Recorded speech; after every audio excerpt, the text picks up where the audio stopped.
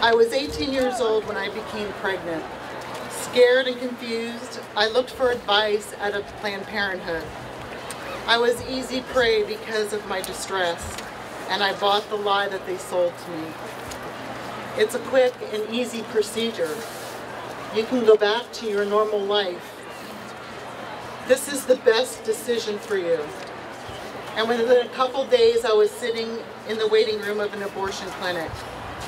I was never told of the consequences I would face, and thinking this was my only choice, when my name was called, I slowly entered the room where my child's life would end. I would never meet the person about to take the life of my children. He just entered the room, prepared for his mission of destruction, and with no explanation of what was going to occur to me, he began his execution. Quick and easy. There was nothing quick and easy about it. In fact, it felt like forever. The procedure was painful physically, and it felt like exactly what was happening. A suction would rip my baby from my womb. All I could do was stare at the wall, biting my lip, trying to get through it all. And when the procedure was complete, I was led to a room among other women recovering from the same procedure.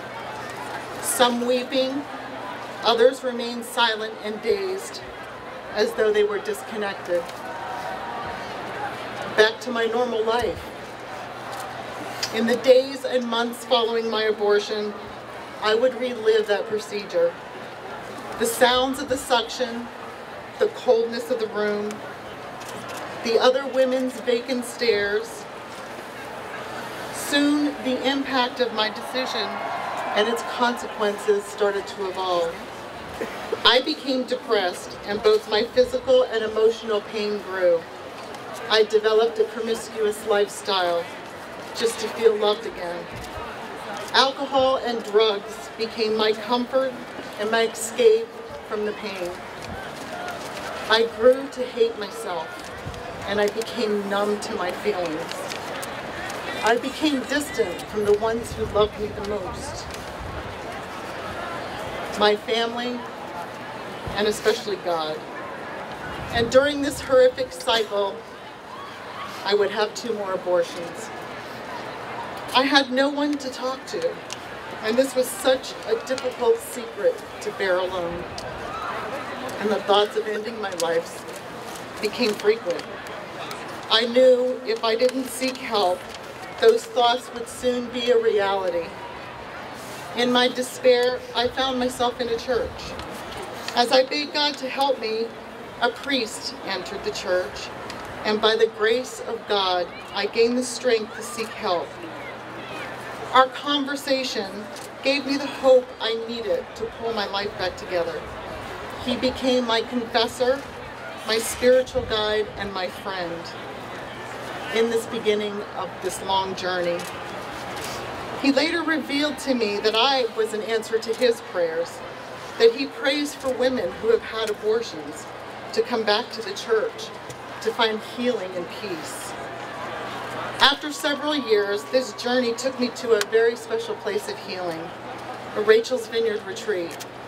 This is where I experienced God's mercy and forgiveness.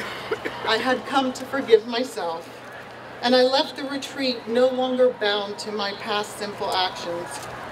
I realized that no matter what I had done, no sin was beyond the reach of God's grace. Hallelujah. I reconnected with my faith even more, and I was finally able to grieve the loss of my children.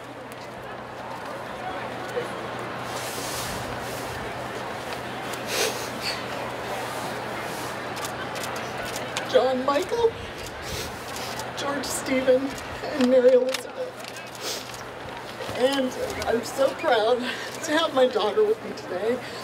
And I think it's harder for me to speak today because she is here, and I love her so much. I understand.